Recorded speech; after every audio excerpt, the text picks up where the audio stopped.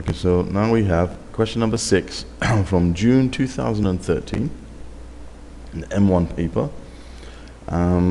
It says when the child, this is part B, so we've already done part A. We found out that the distance that the center of mass of this non-uniform beam, okay, the center of mass is 6 meters away from A. Okay, so that means that the weight of the beam, which is 25 G newtons, which you also found in part A, acts 6 meters away from the point A on the beam, because it's non-uniform, it doesn't act in the center. Okay, the beam is 15 meters long. Now it says when the child stands at the point X on the beam, now this represents the child standing somewhere, right? So it says when the child stands at the point X on the beam, it remains horizontal and equilibrium, and it says given that the reaction of the two supports are equal in magnitude, find AX. So I'm just going to put here, I'll call that point X. Okay, it's not in the middle, it's just somewhere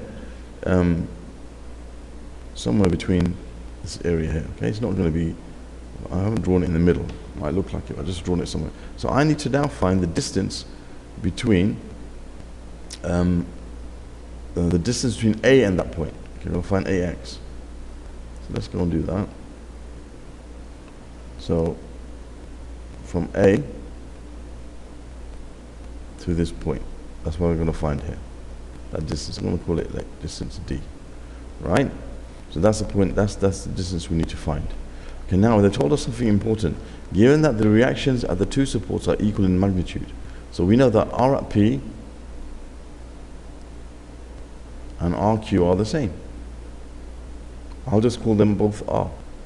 So if I resolve the forces, okay, then RP, upward forces, plus RQ, which is going to be 2R basically. They're both equal to R, so you can say 2R is equal to the downward forces, and the downward forces consist of the weight of the beam and the weight of the child, which is 75G, oops, or 57, 75G newtons, 50 plus 25. Those are the only two forces that are acting downwards. Reactions are acting upwards. Okay, so you can say that therefore each of those R's is going to be 75 divided by 2. Okay, the 75 divided by 2. So let me just.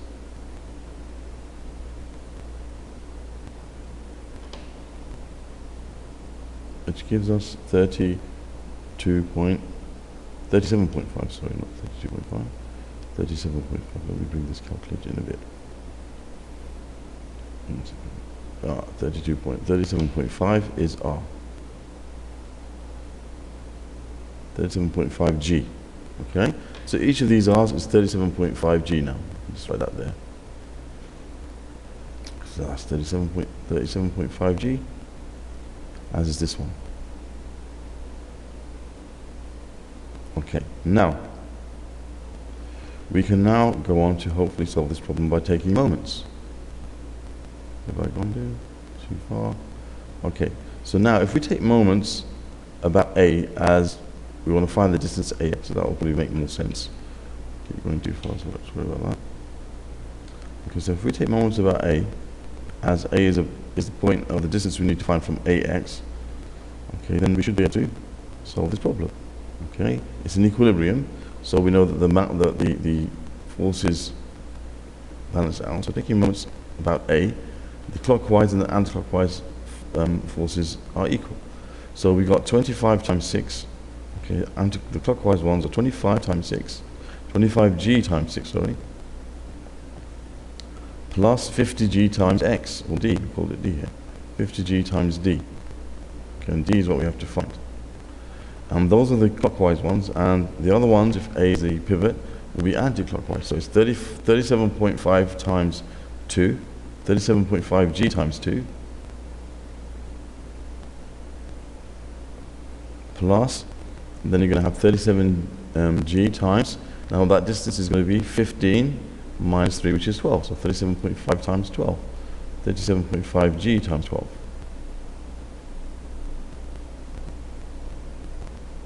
Okay, basically all the G's are going to cancel out, okay, because you're going to have, that's a G term, that's a G term, that's a G term, so you don't have to worry about the G's in the next step, just ignore them. So we're going to have 25g times 6. So let's put 25 times 6. 25, that's 150, yeah, I'm pretty sure. Just to make sure. Let's move the calculator out of the way a bit. So 25 times 6.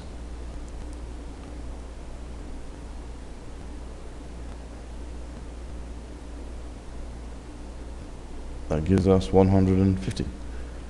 So you've got 150 plus 50d on this side.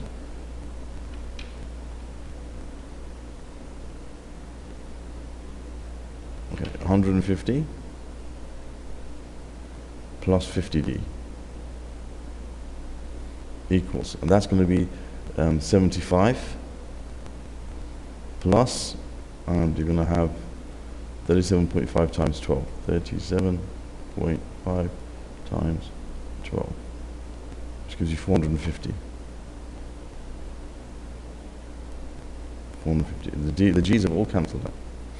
Okay, so you're going to have, that's going to be 375 on this side. You're going to have 450 minus 150, which is 375. 375 over 50. And that will be D. So you have 375 divided by 50, which gives us 7.5. 7.5 meters. And there we have the answer to part B.